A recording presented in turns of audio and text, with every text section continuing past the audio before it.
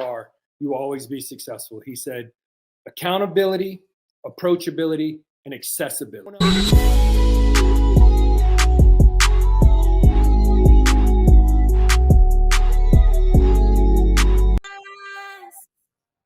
And then he leads me beside the quiet streams.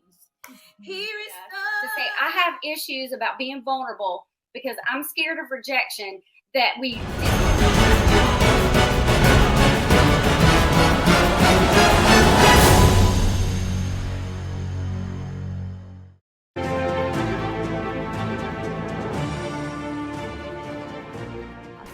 Let's welcome our host, Erica Wilson.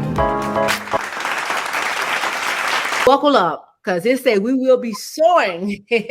We're about to go to a higher altitude here. So, guys, I tell you what, buckle up, do not move. The seatbelt sign is on. That's right. Let's go, Dr. B. All right. The thing is let's talk about some basics of the story. Samson was a Nazirite, so he was already set apart from all the other Israelites. All right. And being a Nazirite, you take a vow, and usually that happens at birth or at some point in your young childhood, where basically you set aside and there's certain rules you have to live by, and they're very strict rules. One is you'll never allow for alcohol to come to your lips, and many times they won't even be in the room where alcohol is being served. The next thing is when they, one of the rules is they can't have a razor come upon their head until that vow has been completed. And usually it comes in the form of obviously your death, or if you violate the laws set down by the rule of Nazirite. And so at that time, then a man would shave his entire head.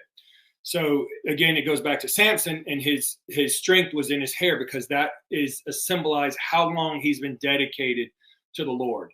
And at the time of Samson and Delilah, he was about 40 years old. All right. So all you middle-aged men, all right. Yeah. And if you think 40 ain't middle-aged, wake up. You're sorry. I hate to tell you, middle-aged, bruh. It's just what it is. But the thing is, you're past childhood.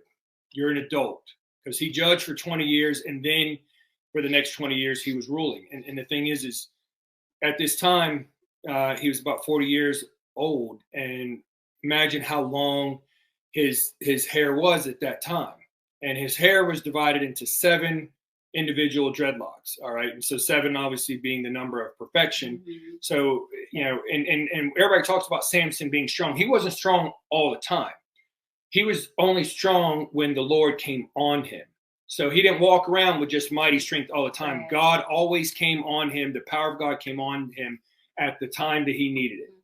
Mm-hmm. And so, all right, we set the parameters. So we know automatically that Samson is set apart. And so I listen. And so if you're watching this, you're already a believer. And the thing is, you got to realize you're already set apart. And so those are the Delilahs. They're going to come after you because they have to weaken you. And the whole story with Delilah, the thing about Samson, he was an Israelite. His parents wanted him to find a nice Israelite woman, but instead he wanted that Philistine woman. If you want to, but go ahead. Oh, Jesus.